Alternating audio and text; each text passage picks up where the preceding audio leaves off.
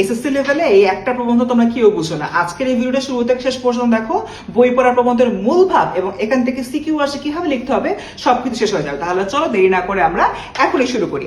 আমাদের প্রথমেই যে টপিকটা পড়তে হবে সেটা হচ্ছে বই পড়ার গুরুত্ব। দেখো, এটা খুব ইম্পর্টেন্ট।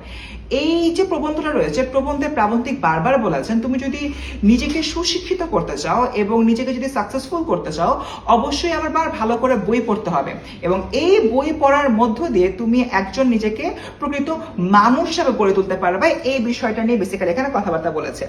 এরপরে যে পরবর্তী পয়েন্টটা সেটা হচ্ছে সুশিক্ষিত হবার প্রক্রিয়া। দেখো, আমরা যখন পাঠ্য বই পড়ি সে পাঠ্য বই থেকে আমরা আসলে বিদ্যাটা গলৎকরণ করি, মানে এরপরে পরীক্ষা হলে বমি করে দেওয়া ছাড়া আর কিছুই থাকে না। এক্স্যাক্টলি এই কথাটা প্রাবন্ধিক এখানে বলছেন।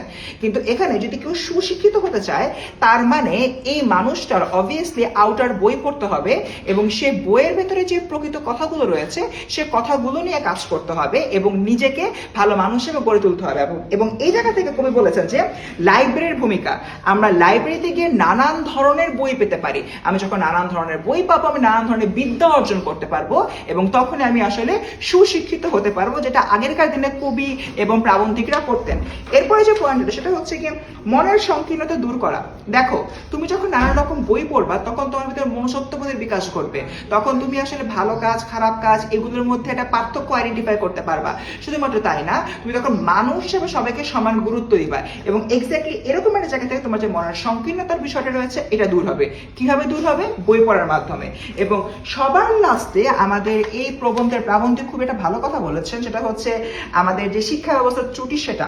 দেখো, আমাদের শিক্ষা ব্যবস্থায় শিক্ষকরা বারবার এটাই করান যে ভালো করে হচ্ছে পড়া মুখস্থ করো, পড়া মুখস্থ করে পরীক্ষা হলে ভালো ফলাফল করো, কিন্তু at the end of the day তোমার আসলে এই জিনিসটা করা যাবে না। তোমার এই যে শিক্ষা ব্যবস্থার ত্রুটি থেকে আসলে আমাদের বের হয়ে আসার চেষ্টা করতে হবে। তা না হলে তুমি পৃথিবীতে কিছুতেই ভালো মানুষ হিসেবে নিজেকে প্রতিষ্ঠিত করতে পারবে না এবং বই পড়ার যে মূল রসটা সেটা তুমি আস্বাদন করতে পারবে না।